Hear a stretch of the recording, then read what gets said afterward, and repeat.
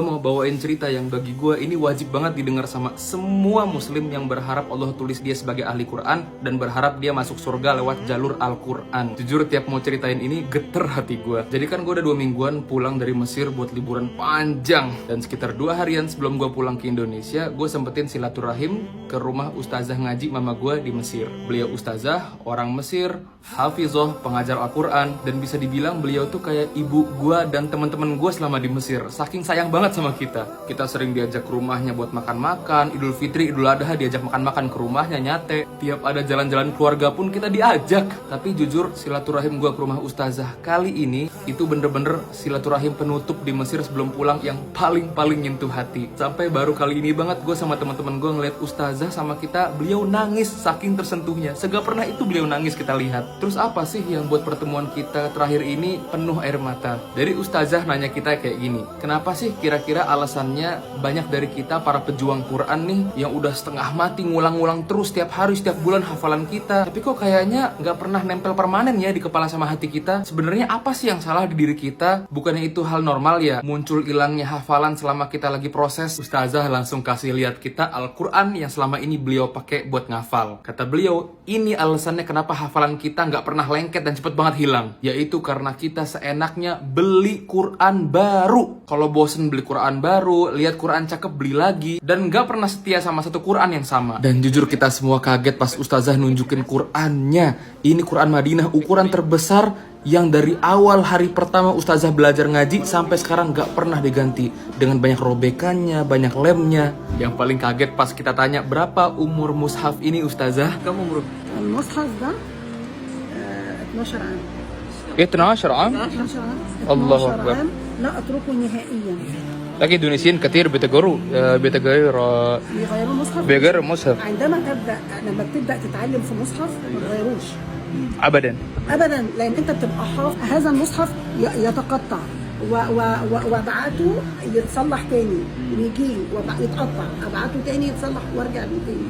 12 tahun ustazah Qurannya udah belasan kali copot, dijahit, dilem lagi, ditempel lagi. Terus kenapa sih beliau nggak beli baru aja? Kata ustazah, karena letaknya hafalan kita bukan cuma di kepala sama di hati kita. Al-Quran yang kita pakai itu juga sebagai penyimpanan terakurat hafalan kita. Mushaf kita yang udah rusak itu, dia itu kayak komputer yang udah jadul, yang udah super lemot dan banyak error, tapi file-file di dalamnya nggak ada yang hilang. Jadi kalau kita buka galeri komputer kita yang udah jadul banyak error itu, isinya masih tetap sama, kerjaan kita, foto-foto kita. Itulah fungsi dari menghafal Quran selamanya dengan satu Quran aja. Bukti perjuangan seorang penghafal Quran itu nggak dilihat dari semahal atau secakep apa Al-Quran dia, tapi semakin hancur, semakin banyak lembar yang lecek, berarti tandanya makin banyak lembar Al-Quran yang kita geser, kita sentuh, kita buka, kita tutup. Dari situ semakin terbukti seberapa intens hubungan kita sama Al-Quran kita. Lalu ustazah tunjukin Quran beliau yang penuh dengan coretan dan stabilo. Kita nanya dong, ini hukumnya boleh nggak sih? Ternyata bukan cuma boleh, bahkan dianjurkan kalau dia ngebawa banyak maslahat, kayak ngebantu hafalan kita, ngebantu kita nggak ketukar antara ayat yang mirip, ngebantu kita nggak terjatuh di tempat berhenti yang salah. Tapi nyoret-nyoret faedah di Quran cuma boleh pakai pensil dan stabilo, nggak boleh pakai pulpen. Izin istighdam pen muharram.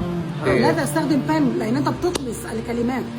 ممكن تستخدم بنسل هايلايتر. Oh, kata ustazah, dengan kita memperjuangkan 30 juz dengan Quran yang sama, satu aja, dan dengan ribuan coret-coretan faedah di atasnya, indera kita seperti mata dan kulit yang menyentuh halaman-halaman itu semua merekam bentuk mushaf kita, halaman-halamannya, rasa lecekan di kulit kita yang beda-beda tiap lembarnya. Bayangin kita ngafal pakai Quran-Quran yang berbeda, yang ini lecek setengahnya, yang ini lecek semuanya, yang ini masih baru. Rekaman hafalan kita mencar-mencar di banyak Quran yang berbeda. Dan ini faktor terbesar kita kesulitan buat ngejaga hafalan kita. Tapi tahu nggak sih, momen paling emosional yang sampai kita pada nangis itu bukan pas saling nasehatin, tapi pas momen sebelum kita perpisahan pulangnya dari rumah ustazah, karena sorenya gue udah harus terbang ke Indonesia. Jadi ceritanya kan ustazah udah bawain kita oleh-oleh banyak banget buat dibawa pulang ke Indonesia. Gue bingung dong, oleh-oleh apa dari Indo ya yang orang Mesir tuh suka dan ngena banget di hati. Terus gue inget kalau ustazah itu cerita kalau beliau belum pernah haji dan umroh sekarang makin mahal. Umroh di sana itu seharga haji di kita. Ustazah sama keluarganya rindu banget ngeliat Ka'bah. Akhirnya gue gue putusin buat ngobatin rindunya Ustazah dan keluarganya, gue bawain mereka parfum Mekah yang sering gue promosiin di TikTok sama Instagram. Tapi varian yang kita bawain buat Ustazah itu cuma varian-varian racikan resmi yang dipakai di Masjid Nabawi dan Masjidil Haram. Di antaranya Amir Mekah yang dipakai buat ngeharumin kiswah Ka'bah. Lalu Raudhah VIP, parfum aromanya makam Nabi SAW. Pertama kali pas gue tawarin depan muka Ustazah nolak. Zahid, saya itu orang yang paling tahu gimana aroma Ka'bah dan isi-isinya. Gak mungkin ada yang jual parfumnya. Kalian gak akan nyangka komentar apa yang keluar dari mulut Ustazah setelah nyium semua aromanya.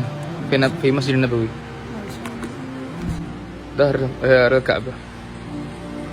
Masya Allah. Ternyata dua parfum ini ngingetin Ustazah pada mimpi beliau bertemu Nabi. أنا رأيت الرسول عليه الصلاة والسلام. هل تعلم ذلك؟ لا لسه أعلم. أنا رأيت الرسول. في المنام. ما شاء الله. رأيت الرسول في المنام. Dalam sekejap beliau ingat mimpi beliau ketemu Nabi SAW, dan dalam sekejap beliau seolah melihat Ka'bah dan rindu langsung sama Ka'bah. لأني اشتقت للكعبة. Masya Allah, tabarakallah. Gak pernah gue ngerasain kunjungan ke Ustazah segitu emosionalnya kayak hari ini. Assalamualaikum. Langsunglah gue berpisah dari Ustazah dan meneruskan perjalanan ke Indonesia. Demi Allah, beratnya sama kayak pas gue pengen berangkat ke Mesir perpisahan sama mak gue. Ini perpisahan sama ibu Mesir kita ke Indonesia.